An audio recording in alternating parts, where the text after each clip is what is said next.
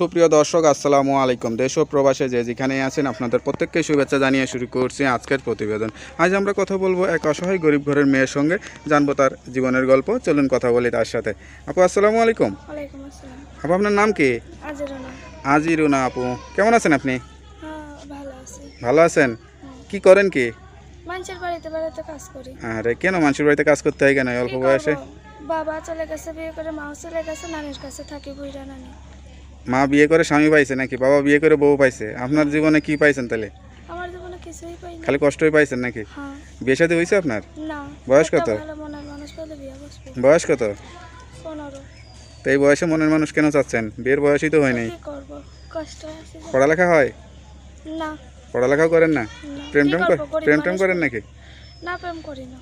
সত্যি কথা বলতেছেন? জি, সত্যি। তো আপনার হাসি দেখেই তো আসলে অনেকের প্রেমে টেমে পড়ে যাওয়ার কথা, নাকি হ্যাঁ। প্রেমের অফার টফার